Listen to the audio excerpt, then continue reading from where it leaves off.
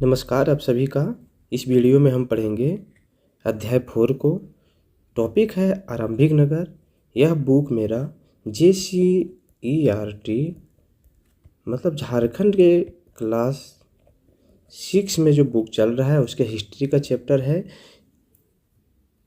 इस बुक के बारे में यूट्यूब में अभी तक किसी ने नहीं पढ़ाया है, तो मैंने इस सीरीज़ को स्टार्ट किया है। अगर आप इस चैनल पर नए हैं तो सब्सक्राइब कर दें चैनल को, और जेटेट और JSSC की अगर तैयारी कर रहे हैं तो उपयोगी आपके लिए साबित हो सकता है। चलिए शुरुआत करते हैं आरंभिक नगर के बारे में। जैसा कि मैंने बताया कि नगर पहले किस तरह बसे होंगे। पहले आदि मानव लोग जो है एक जगह पर बसना स्टार्ट किए होंगे। बसने के बाद धीरे धीरे गांव बना होगा, और गांव विकसित हो करके क्या बना, नगर बना। तो उस समय के नगर मेरे कैसे थे उसके बारे में पढ़ेंगे इसमें। पहला है पलामू के शेर। देखिए क्या बोला गया। शोएब पलामू भ्रमण को लेकर काफ़ी उत्साहित था। शोएब ने एक प्लान बनाया था अपने फैमिली मेम्बर या दोस्तों के साथ कि वह पलामू का भ्रमण करेंगे। वह परिवार के साथ बेतला नेशनल पार्क से 5 किलोमीटर दूर औरंगा नदी के तट पर अवस्थित पलामू किला घूमने पहुंचा। अभी औरंगा नदी जो बेतला नेशनल पार्क जो है ये कहाँ पर है, ये लातेहार में है, याद रखेंगे। वहाँ से 5 किलोमीटर दूर जो है औरंगा नदी के तट पर है कौन, पलामू के किला है। ये भी पूछा जाता है कि पलामू का किला किस नदी के तट पर है, तो औरंगा नदी के तट पर स्थित है। ठीक है, घूमने के लिए पहुंचा। उसके बाल मन में कई प्रश्न कौंध रहे थे। अब बच्चा छोटा था, उसके मन में बहुत सारे प्रश्न आ रहे थे। इन पुराने खंडरों को क्यों संरक्षित किया जा रहा है, पुराने खंडरों को क्यों संभाल कर रखा जा रहा है, इसके बारे में। उसकी जगह कई नई इमारतें क्यों नहीं खड़ी कर दी जा गई है। सही बात है कि इन इमारतों को तोड़ करके नया इमारत बना दिया जाए, लेकिन क्यों रखा गया है। इन खंडहरों के प्रति लोगों में आकर्षण और अपनापन क्यों है, बहुत सारे लोग वहाँ पर घूमने क्यों आ रहे हैं। यह क्वेश्चन किसके मन में आया, शोएब नाम का जो स्टूडेंट था उसके मन में यह प्रश्न आया। ठीक है, तो इस बारे में हम लोग चर्चा करते हैं। प्राचीन सभ्यताओं के अवशेष खंडहरों में भी होते हैं। ठीक, प्राचीन सभ्यता में क्या क्या चल रहा था, उस समय के लोग किस तरह से सोचते थे, क्या करते थे, ये सभी चीज़ें हमें कहाँ मिलते हैं, पुराने अवशेषों से। खुद सोचिए, अगर किसी अवशेष पर अगर कोई स्टेचू बना हुआ है तो उससे हम ये पता चलता है कि उस समय के लोग पत्थर को तराश करके स्टेचू बनाने के लिए जानते थे। अगर किसी स्टेचू पर कोई इमारत पर अगर साइकिल बना हुआ हो तब उससे भी यह पता चलता है कि पहले के लोग साइकिल भी चलाना जानते थे, बनाना जानते थे। ये सारी स्टोरी नहीं, इन सब चीज़ों को हम लोग रिलेट कर सकते हैं। ठीक है, ये अतीत की कहानी को बताने का एक माध्यम होता है। जिससे कि अभी हम देखें, अभी का जो हमारा फोटो है 5 साल पुराना, वह क्या करता है, हमारे अतीत के बारे में फोटो हमारे बताता है कि उस समय हम कैसे थे, अभी से हम उससे तुलना कर सकते हैं। इसलिए आज ये हमारे धरोहर है। लेकिन उस समय ना तो हमारे प्राचीन काल में ना तो हमारे पास कोई वीडियो है उसका, ना तो फोटो है, ना तो उसमें कोई मोबाइल चलता था, तो उसको हम कैसे फोटो से देख सकते हैं, नहीं। तो ये अवशेषों से ही हम लोग आकलन करते हैं। आज से हजारों वर्ष पूर्व की सभ्यताओं के अवशेष हड़प्पा एवं मोहनजोदड़ो आदि स्थानों पर खुदाई से खंडहरों के रूप में प्राप्त होते हैं। आइए इसकी जानकारी प्राप्त करते हैं। अब एक यहाँ पर आ रहा है हड़प्पा और मोहनजोदड़ो। ठीक है, यह जगह है जो भारत और पाकिस्तान अफगानिस्तान में फैला हुआ था। ये पुरानी सभ्यता है, मेसोपोटामिया के समकालीन सभ्यताएं हैं अभी तक हम लोगों को पता चला है। हड़प्पा एवं मोहनजोदड़ो जो है यह कैसी सभ्यताएं थी, नगरीय सभ्यताएं थी।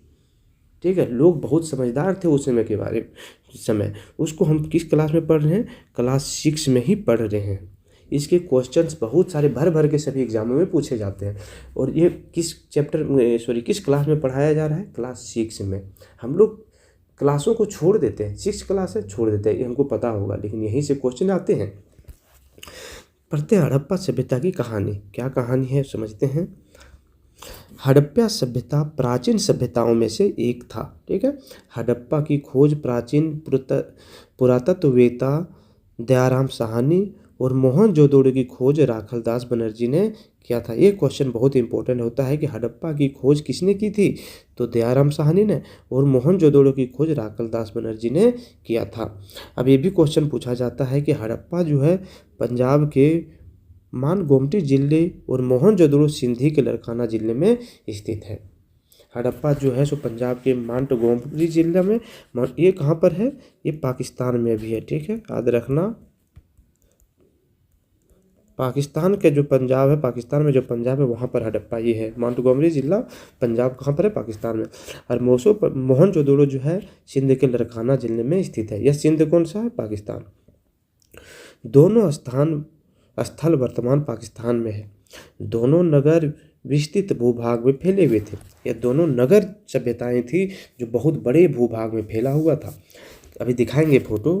कहा जाता है कि हड़प्पा एक ऐसा खंडर है जहाँ की ईंटों से आज भी नए घर नालियों का निर्माण किया जा सकता है। हड़प्पा जो है इतना बड़ा खंडर है कि अगर वहाँ से ईंटें हम निकालें तो उससे बहुत बड़े बड़े घर हम बना सकते हैं, बहुत सारे, क्योंकि उसमें बहुत बड़ा शहर बसा हुआ था। अच्छा, उसमें ईंट भी बनाना जानते थे लोग, नालियाँ बनाए हुए थे। चलिए, हड़प्पा नगर सबसे पुराने शहरों में से एक है, याद रखिएगा। चूँकि इस सभ्यता का प्रथम अवशेष हड़प्पा नामक स्थान से प्राप्त हुआ, इसलिए इस सभ्यता को हम हड़प्पा सभ्यता कहना उपयुक्त समझते हैं। जैसा कि अभी हमने यहाँ देखा, क्या देखा कि सबसे पहले, देखिए, सबसे पहले हड़प्पा की खोज किसने की थी? दयाराम साहनी ने। उसके बाद मोहनजोदड़ो का खोज हुआ था। उसके बाद बहुत सारे जगह पर मिलना शुरू हुआ। इसीलिए हमने इन सभी को सामूहिक रूप से क्या बोला? हड़प्पा सभ्यता बोलना प्रारंभ किया। ठीक है, क्योंकि सबसे पहले हड़प्पा मिला था। इसीलिए इस शहरों का निर्माण लगभग 4700 साल पहले हुआ था। आज से 4700 साल पहले इतने विकसित नगर बसे हुए थे। ठीक, आगे है रेडियो कार्बन यानी C14 जैसे नवीन विश्लेषण पद्धति के द्वारा हड़प्पा सभ्यता की सर्वमान्य थी 2500 ईस्वी पूर्व से 1750 ईस्वी पूर्व माना गया है। ठीक, रेडियो कार्बन डेटिंग से हम लोग पता लगाते हैं कि कोई भी अवशेष कितने पुराना है। ठीक, तो उससे हमने पुराना अवशेष पता लगाया तो पता चला है कि यह अवशेष 2500 ईसा पूर्व से 1750 ईसा पूर्व का है। और हड़प्पा की नगरीय विशेषता पर हम ध्यान देंगे। हड़प्पा की नगरीय विशेषता कैसी थी? यहाँ पर आप सबसे पहले इस फिगर को देख सकते हैं। यह फिगर जो है पाकिस्तान का है, यह क्षेत्र पाकिस्तान का। यहाँ पे देखिए मेरा क्या है, गुजरात है। ठीक, ये पाकिस्तान वाले एरिया में सारा फैला हुआ है क्षेत्र। देखिए नदी यहाँ पे जो है दिखा हुआ है। मोहनजोदड़ो कहाँ पर है, ये सभी चीज़ें हैं यहाँ पे। हड़प्पा कहाँ पे बसी हुई थी, पढ़ते हैं। इतिहासकारों के अनुसार हड़प्पा मोहनजोदड़ो जैसे कई नगर दो भागों में बटे हुए थे। प्रायः पश्चिम भाग छोटा एवं ऊंचाई पर बना था। पश्चिम भाग था वो कहाँ पर बना था? छोटा था और ऊंचाई पर बना हुआ था। पूर्वी हिस्सा बड़ा एवं निचले इलाकों में था। संभवतः पश्चिम भाग में शासक वर्ग रहा करते थे।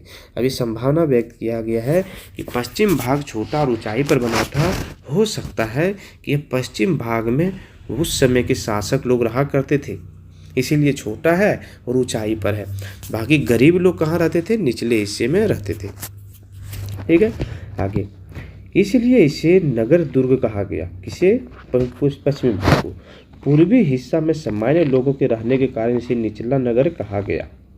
दोनों भागों की चारदीवारी पक्की इमारतों से बनाई जाती थी। चारदीवारी उसमें पक्की इमारतों से यानी ईंटों से बनाई जाती थी, पक्की ईंटों से बनाई, सॉरी। ये ईंटें अच्छी एवं लंबाई, चौड़ाई और मोटाई में आज की ईंटों से बड़ी थी। उस समय जो ईंटें थी वह बड़ी थी, चौड़ी थी और क्या मोटाई में भी अधिक थी आज की ईंटों की तुलना में। हड़प्पा तथा मोहनजोदड़ो के भवन बड़े होते थे। आज के जैसा हम लोग के पास ज़मीन कम है, उस समय ऐसा नहीं था। उसमें लोग बड़े बड़े घर बनाया करते थे। इससे उस काल के लोगों की भवन निर्माण कला का पता चलता है और बड़े भवन भी बनाते थे। इससे पता चल रहा है कि उस समय लोग अच्छे कारीगर भी हुआ करते थे, घर बनाने के लिए जानते थे। अब है बृहत्तर स्नानघर, मोहनजोदड़ो का अब तक का सबसे प्रसिद्ध स्थल है। अब मोहनजोदड़ो जो क्षेत्र है वहाँ पर एक बड़ा घर मिला था जिसे हमने क्या माना कि यह एक स्नानघर है, स्नानागार है। क्यों? क्योंकि वह तालाब के किनारे था, इसलिए हमने उसे क्या माना कि स्नानागार है। और इसको बनाने में पक्की ईंटों और सूखे चूने का प्रयोग होता था। यह संभवतः धर्म अनुष्ठान संबंधी स्नान के लिए बनाया गया था, जिसका उपयोग सभी लोग करते थे। अरे कहाँ सभी हम लोगों ने माना, इतिहासकारों ने माना कि मोहनजोदड़ो में जो बृहत स्नानागार है, यह जो है लोग धार्मिक अनुष्ठान के संबंधी जब नहाने के लिए जाते थे उस समय के लिए उपयोग करते थे इस जगह को। ठीक, इस स्नानागार के चारों ओर बरामदे एवं इसके पीछे अनेक छोटे छोटे कमरे निर्मित किए गए थे। कपड़े बदलने के लिए किए गए होंगे। हम लोग सिर्फ संभावनाओं पर चलेंगे। ठीक, उस समय के हमारे पास कोई साक्ष्य नहीं है। आगे है, सोचिए, आपके लिए है प्रश्न, मोहनजोदड़ो के विशाल स्नानागार के समीप बने कमरों का प्रयोग किस रूप में होता होगा? यह आपके लिए है। ठीक है, क्योंकि इसका जवाब ना तो हमारे पास है ना इतिहासकार के पास है, सिर्फ हम संभावनाएं ही व्यक्त कर सकते हैं। आगे आते हैं। हड़प्पा जैसे कई नगरों में अनाज रखने के लिए अन्नागार यानी राजकीय भंडार बने होते थे। अनाज भंडार मिला था और मोहनजोदड़ो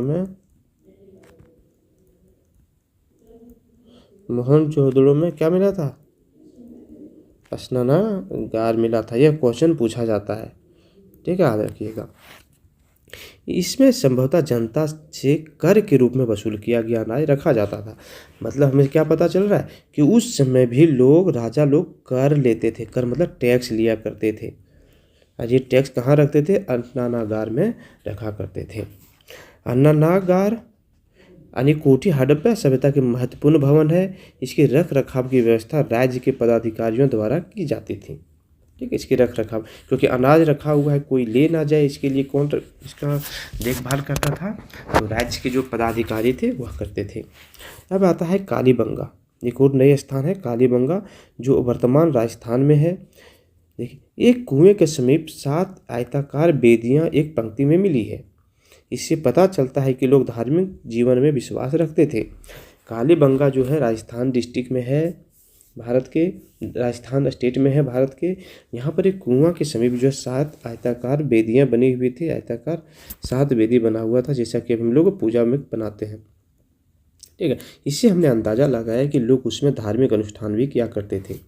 लोथल में 3 बर्तन के टुकड़ों पर सर्प की आकृति मिली है। 3 बर्तन के टुकड़ों पर क्या मिला है? सर्प की आकृति मिली है। इससे पता चलता है कि लोग नागराज की पूजा करते थे। कहाँ पर मिला है? लोथल से। इन चीज़ों को याद रखेंगे। कालीबंगा में 7 बेदियां मिली है। लोथल में जो है 3 बर्तन पर नागराज मिला हुआ है, नागराज का फोटो मिला हुआ है, आकृति मिला है। इससे पता चलता है कि नागराज की पूजा होती थी। अन्नागार जो है हड़प्पा में मिला था। स्नानागार मिला था मोहनजोदड़ो में। हड़प्पा सभ्यता की खास विशेषता यह भी थी, वहाँ की इमारतें 2 या 3 मंजिला होती थी।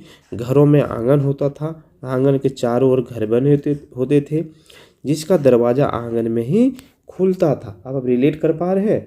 जैसा अभी का हमारा फैमिली है, जैसा अभी का हम लोग घर बनाते हैं, उस तरह का घर हड़प्पा सभ्यता में लोग बनाया करते थे।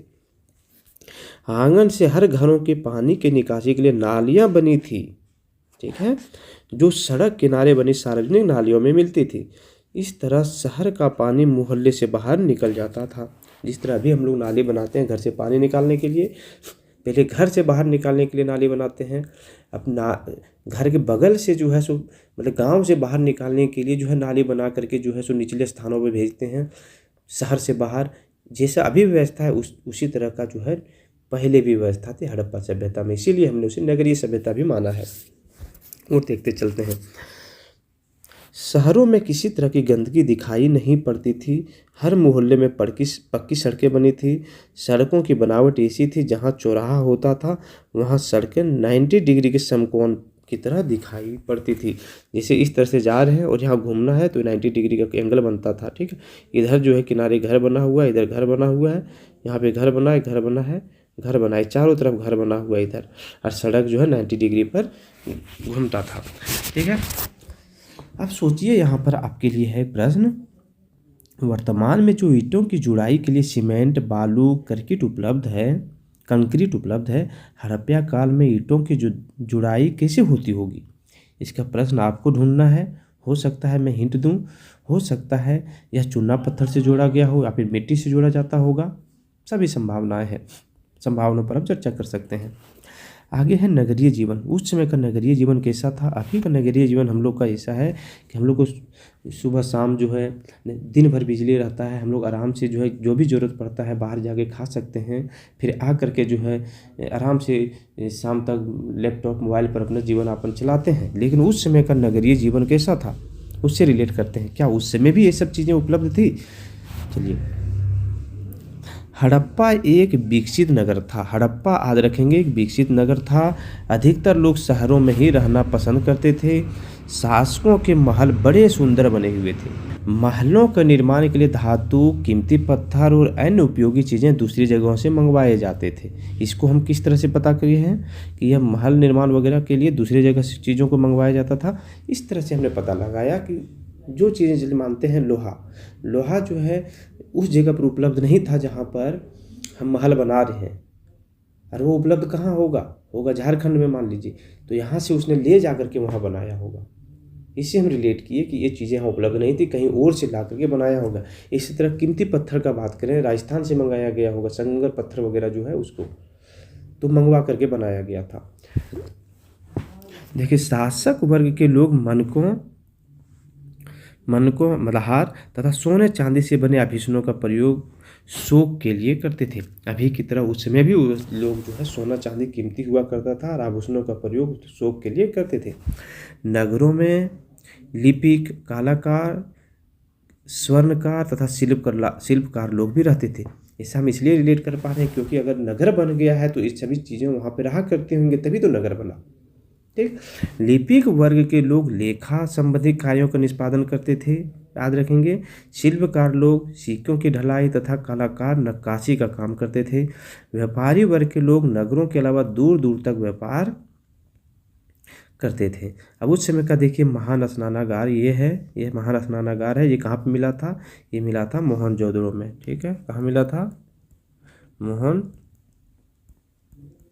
मोहनजोदड़ो में ये मिला था महान स्नानागार। और ये क्या? हड़प्पा नगरों में ईंटों की चिनाई देख दिया हुआ है। आगे पढ़ते हैं। इन कर्म में दूसरे जगहों से वस्तुओं का आदान प्रदान होता था, जैसा भी हम लोग करते हैं। शासक वर्ग अपने क्षेत्र विशेष के सिक्कों पर विभिन्न प्रकार की आकृतियों की खुदाई करवाते थे। क्या आपको पता है कि नगर में रहने वाले लोगों को भोजन कहाँ से प्राप्त होता था? यह प्रश्न आपसे पूछा गया है। चलिए इस पर भी चर्चा करते हैं। हड़प्पा कालीन सभ्यता के लोग गांव में भी रहते थे। गांवों में लोग धान, गेहूं, मटर, चना, तिल, सरसों आदि खाद्यान्न फसलों का उत्पादन करते थे। अब इसको रिलेट कीजिए पहले चैप्टर से, जब मैंने बताया था कि पाकिस्तान जो क्षेत्र है, सिंधु वाला मैदान क्षेत्र है, वहाँ पर जो है सबसे पहले धान, जौ, गेहूँ वगैरह का, गेहूँ और जौ का जो है उत्पादन शुरू हुआ था। क्यों हुआ था भाई? क्योंकि वह क्षेत्र मैदानी भाग है, वहाँ पे जो भी बसेगा वो खेती करेगा ही करेगा, और वहाँ बसना पसंद करेगा ही करेगा, क्योंकि समतल मैदान है, घास के मैदान है, नदी है बगल में, वहाँ पे खेती हो जाएगा, सब चीज़ बसना शुरू करेगा ही। इन खाद्यान्नों को शहरों में लाकर बेचते थे। वहाँ पे फसल हो रहा था तो शहर में लाकर बेचते थे, जिससे शहर के लोगों को खाद्यान्न प्राप्त होता था। जैसे अभी हम लोग देखते हैं अपने जीवन में। खेतों को जोतने के लिए हल बैलों का प्रयोग होता था। मवेशियों को चरने के लिए बड़े बड़े चारागाह थे। क्यों नहीं होगा? क्योंकि घास का मैदान वहाँ पर है, बड़े बड़े चारागाह थे। ठीक है। यात्रा के लिए बैलगाड़ी का प्रयोग किया जाता था। जैसा अभी हम लोग करते थे बैलगाड़ी का, आज से 10 साल पहले उस तरह, 20 साल पहले हम लोग करते थे उस तरह उस समय भी होता था। आगे है अनूठी शिल्पकला के बारे में समझेंगे। अनूठी शिल्पकला क्या है? उससे पहले देखिए यहाँ पर है मोहनजोदड़ो की एक सड़क और उसमें बना नाली। सड़क है और सड़क के बीच में देखिए नाली बनाया गया है। यहाँ पर ये कहाँ का फोटो है? मोहनजोदड़ो का है। ठीक है। कैसा? देखिए ईंट से बनाया हुआ है सारा। अभी भी इसे हम लोग के गाँव में नहीं मिलता है जितना विकसित उस समय के लोग थे। हड़प्पा संस्कृति की खुदाई से कई चीज़ें प्राप्त हुई है। अधिकतर चीज़ें पत्थर, शंख, तांबे, कांसे, सोने और चांदी जैसे धातुओं से बनाई गई थी। ठीक। एक चीज़ और गौर करने वाली बातें हैं, क्या अभी तक कहीं लोहे की बात आई है? नहीं आई है, मतलब उसमें लोहे का खोज नहीं हो पाया था। ठीक। तांबे और कांसे से औजार, हथियार, गहने और बर्तन बनाए जाते थे। गहने और बर्तन सोने, चांदी तथा अन्य बहुमूल्य वस्तुओं से भी बनाए जाते थे, जिस पर सुंदर नक्काशी की जाती थी। आज भी इन बहुमूल्य धातुओं से आभूषण और बर्तन बनाए जाते हैं। मन के हार जो है बाट और फलक को बड़े सुंदर ढंग से बनाया जाता था। यह कहा जा सकता है कि स्वर्णकार और कारीगर काफ़ी पारंगत थे। उस समय के स्वर्णकार और कारीगर जो थे वो बहुत ही क्या थे? पारंगत थे, यानी इन सभी चीज़ों में बहुत महारत उसके पास था। जैसे अभी हम लोग देखने को मिलता है हम लोगों को। आगे है, यह भी जाने इस क्वेश्चन को देखिए, आग में पके मिट्टी के बर्तन को टेराकोटा कहा जाता है।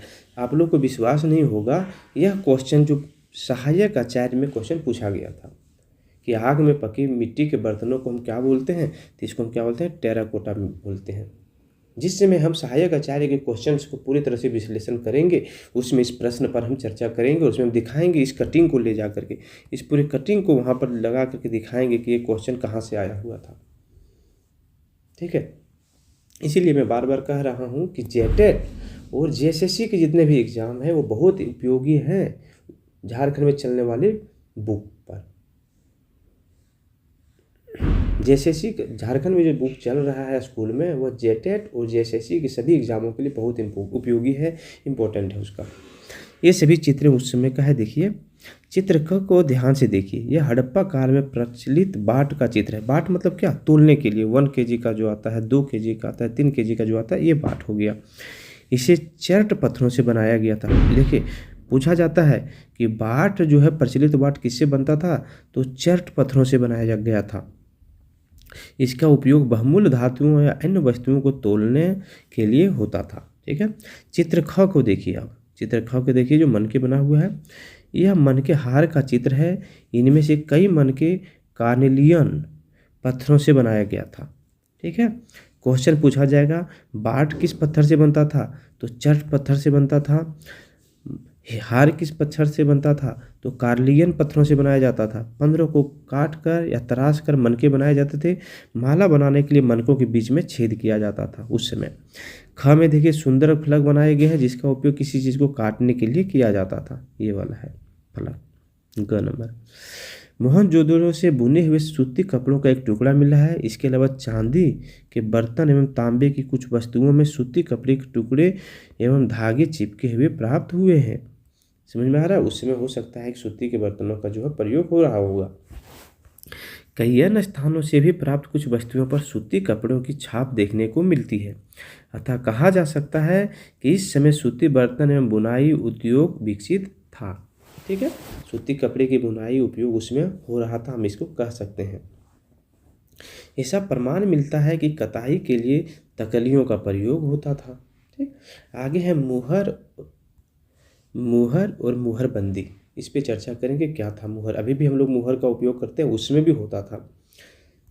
एक स्थान से दूसरे स्थान में भेजे जाने वाले सामान से भरे डब्बों या थैलों को चिन्हित करने के लिए मुहर का प्रयोग होता था। अभी जैसा हम लोग करते हैं, थैलों को बंद करने के बाद उसके ऊपरी हिस्से पर लगे गांठों पर मिट्टी का लेप लगाकर मुहर लगाई जाती थी। अब आकलन कीजिए कितने विकसित थे उन लोगों के दिमाग अभी तुलना में। जैसे अभी हम लोग कर रहे हैं उस तरह उस समय भी कि लोग किया करते थे। मुहर की छाप को मुहरबंदी कहा जाता है। इस पर याद रखेंगे, मुहर की छाप को मुहरबंदी कहा जाता है। मुहर की छाप का नहीं टूटना इस बात को बताता है कि सामान के साथ छेड़छाड़ नहीं हुई है। अभी भी होता है कि मुहर लगा किसी को दे देते हैं, अगर मुहर नहीं टूटा है इसका मतलब यह होता है कि इस मुहर के सामान के साथ किसी ने छेड़छाड़ नहीं किया है। अब यहाँ पर है लोथल का बंदरगाह। देखिए ये फिगर दिखा हुआ है लोथल का बंदरगाह। लोथल कहाँ पर है, लोथल गुजरात में था। अब गुजरात में चलिए फिगर से आते हैं, समझते हैं। यह फिगर देखिए, यहाँ पर जो है आपका, यहाँ पर गुजरात है, देखिए यहाँ पर लोथल है, यहाँ पर गुजरात है। ये अरब सागर के किनारे है। यहाँ पर बंदरगाह होने का मतलब क्या हो सकता है, बंदरगाह होने का मतलब यह हो सकता है कि इन सभी जगहों से यहाँ पर क्या हो रहा था, व्यापार हो रहा था। समुद्र के द्वारा व्यापार हो रहा था। हो सकता है कि आगे जाकर के मेसोपोटामिया वाले क्षेत्र से भी यहाँ पे व्यापार हुआ करता था। ठीक है, तो ये बंदरगाह देखिए किस तरह से बना हुआ था, अभी की तरह ही जिस तरह भी हम लोग को मिलता है बंदरगाह, उस तरह देखिए ईंटों का बना हुआ था उस समय। ये उसके अवशेष हैं। आगे आते हैं, उपयुक्त वस्तुओं का निर्माण कुशल कारीगरों या विशेषज्ञों द्वारा किया जाता था। ये बंदरगाह का किसी खास चीज़ को बनाने के लिए खास प्रशिक्षण प्राप्त व्यक्ति विशेषज्ञ कहलाता है। चलिए एक नया डिफिनेशन आया है, किसी खास चीज़ को बनाने के लिए खास प्रशिक्षण प्राप्त विशेष व्यक्ति विशेषज्ञ कहलाता है। ठीक है, आगे है जैसे पत्थर तराशना, मनके चमकाना या फिर मोहरों को पाचीकारी करना आदि, ये हर किसी का बस का बात नहीं होता है, ये कुशल कारीगर ही कर पाते हैं। अब 4.5 को देखने से यह पता चलता है चित्र के बारे में कि मूर्ति का चेहरा बड़े आकर्षक ढंग से बनाया गया है, उसकी दाढ़ी भी अच्छी तरह से दर्शाई गई है। ऐसा काम कोई विशेषज्ञ मूर्तिकार ही कर सकता है। ये फिगर है, देखिए पुजारी की मूर्ति, यहाँ देखिए, दिख रहा है, ये देखिए दाढ़ी कारीगर करके बनाया गया है। इन सुंदर मूर्तियों को केवल पुरुष ही बनाते थे, इसका कोई निश्चित प्रमाण नहीं मिलता है। यहाँ पर क्या बोला गया है कि सभी चित्रों मूर्तियों को सिर्फ पुरुष ही बनाते थे, इसका कोई प्रमाण नहीं मिला है। हो सकता है कि यह काम स्त्री लोग भी किया करते थे, या तो दोनों मिल करके बनाते थे। बहुत गहरी बातें लिखी गई है। विश्व की अन्य सभ्यताएं कौन कौन थी उसको देखिए। जिस समय हड़प्पा सभ्यता का विकास भारत में हो रहा था, उसी समय विश्व की अन्य सभ्यताएं फल फूल रही थी। जिसमें भारत में हड़प्पा सभ्यता था, उस समय हो सकता नहीं, हर जगह बहुत जगह पर जो है अलग अलग सभ्यताएं फल फूल रही थी। सिर्फ भारत में ही उस समय मनुष्य नहीं थे। झारखंड में बात करते, यहाँ भी बोला जाता है कि असुर सभ्यता जो है, असुर जनजाति उस समय बसा करते थे, जिसमें हड़प्पा सभ्यता उत्तरी पश्चिमी भारत में था। मेसोपोटामिया हड़प्पा की समकालीन सभ्यता थी मेसोपोटामिया, ठीक। यह दजला यानी टिर्गिस और फरात नदी के बीच में स्थित हुई थी। इसमें आधुनिक इराक, सीरिया, तुर्की और ईरान के क्षेत्र शामिल थे। इसे काइंस-युगीन सभ्यता का उद्गम स्थल माना जाता है। किसको? मेसोपोटामिया सभ्यता को काइंस-युगीन सभ्यता का उद्गम स्थल माना जाता है। हड़प्पा को भी माना जाता है। एक और यहाँ पे दिया गया है, देखिए, मेसोपोटामिया का यूनानी अर्थ होता है दो नदियों के बीच में। किन किन दो नदियों के बीच में था? तो एक था दजला नदी और एक था फरात नदी। दो नदी के बीच में जो है, जिसे इस तरह से है, नदी इस तरह जा रहा है, इस क्षेत्र में जो है मेसोपोटामिया शहर बसा हुआ था, इसीलिए इसका नाम मेसोपोटामिया पड़ा। आगे आते हैं। सिंधव निवासियों का विश्व के अन्य कई देशों के साथ भी व्यापारिक एवं सांस्कृतिक संबंध था। लोथल एवं अन्य सिंधव नगरों से, सिंधव कौन किसको बोल रहा है? सिंध के क्षेत्र वालों को, नगरों से मेसोपोटामिया की विविध वस्तुओं जैसे खानेदार के मन के, शेलखंडी के बटन आदि मिलती हैं। उस मेसोपोटामिया की खुदाई में हड़प्पा मूल के तांबे का श्रृंगारदान भी मिलता है। मेसोपोटामिया से जो है क्या, मेसोपोटामिया में हड़प्पा मूल के तांबे का श्रृंगारदान मिलता है। हड़प्पा में जो है तांबे का जो श्रृंगारदान बना हुआ था, उस तरह का मेसोपोटामिया क्षेत्र में भी मिलता है। कहाँ पर? इराक, सीरिया, तुर्की, ईरान वाला जो क्षेत्र था उसमें, वहाँ पर। इससे हम लोगों ने यह अंदाज़ा लगाया कि मेसोपोटामिया जो है यह कहाँ से जुड़ा हुआ था। वहाँ का व्यापार भारत के हड़प्पा सभ्यताएं से हो रही थी। मेसोपोटामिया का इमारत आप देख सकते हैं जो बना हुआ था उस समय, ठीक है। आते हैं, अगला टॉपिक है फेनस। क्या होता है इसका मतलब? फेनस को बालू या स्फटिक पत्थरों के चूर्ण को गोंद में मिला करके बनाया जाता है। बाद में इसे चिकनी परत चढ़ाई जाती थी। इस परत का रंग सामान्यतः नीला या हल्का होता था। फेनस से निर्मित मनके, चूड़ियाँ, बालें और छोटे बर्तन मिलते थे। यह भी है इम्पोर्टेंट, याद रखेंगे। आगे आते हैं, कुछ सभ्यताएं जो एग्जाम में पूरी तरह से पूछा जाता है, बहुत इम्पोर्टेंट है। सबसे पहले है प्रमुख स्थल, जो स्थल मिले हमको हड़प्पा सभ्यता से। नदी, उत्खननकर्ता, खोजकर्ता, वर्ष कब खोजा गया था, वर्तमान स्थिति यानी अभी कहाँ पर है। सबसे पहले हड़प्पा सभ्यता, जैसा कि हम हड़प्पा, जिसके नाम से ही हड़प्पा सभ्यता पड़ा है, यह रावी नदी के तट पर था। इसको दयाराम साहनी एवं माधव स्वरूप वत्स ने खोजा था। लेकिन ये याद रखेंगे, दयाराम साहनी ज़्यादा इंपॉर्टेंट, यही पूछा जाएगा सिर्फ। सबसे पहले पूछा जाएगा हड़प्पा सभ्यता किस नदी के तट पर था, तो रावी नदी के तट पर। किसने खोजा था? दयाराम साहनी ने। अभी कहाँ पर है, तो पाकिस्तान का मोंटगोमरी जिला में है। दूसरा आता है मोहनजोदड़ो, कहाँ पर है, तो सिंधु नदी के तट पर है। किसने खोजा था? राखलदास बनर्जी ने खोजा था। कब खोजा था? 1922 ईस्वी में। कहाँ पर है? पाकिस्तान का सिंध प्रांत के लरकाना जिले में। अब है चान्होदड़ो, कहाँ पर है? सिंधु नदी के किनारे है। गोपाल मजुमदार ने खोजा था। कब? 1931 में। कहाँ पर है? सिंध प्रांत, पाकिस्तान में। लोथल कहाँ है? भोगवा नदी के किनारे।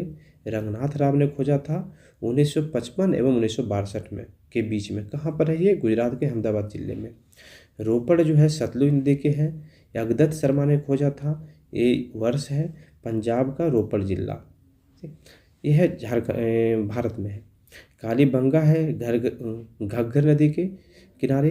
बीवी लाल एवं बीके अय्यर ने 1953 में खोजा था, राजस्थान का हनुमानगढ़ जिला में। धोलीबीरा कहाँ पर है? ये रविंद्र सिंह बिष्ट ने खोजा था 1990-91 में। ये गुजरात के कच्छ जिले के पास है। ठीक है। हड़प्पा का देखिए एक मुहर है, यहाँ पर ये मुहर बना हुआ था।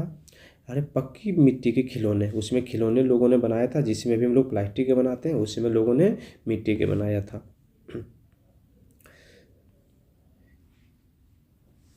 तो दोस्तों यह चैप्टर यहीं पे समाप्त होता है। यह अभ्यास 4 था। इसके पहले भी मैंने 3 चैप्टर बनाया हुआ है, जा करके आप ज़रूर देखें। अगर आप जेटेट और जेएसएससी के किसी भी एग्ज़ाम का तैयारी करते हैं तो यह वीडियो बहुत ही उपयोगी आपके लिए है। अगर आपने इस वीडियो को लास्ट तक देखा है तो चैनल को ज़रूर सब्सक्राइब कर दें, वीडियो को लाइक करें और अपना विचार जो है आप साझा करें, कैसे वीडियो आपको चाहिए। और हो सके तो आप इन सभी प्रश्नों का जवाब जो है कमेंट बॉक्स में ज़रूर करें। धन्यवाद।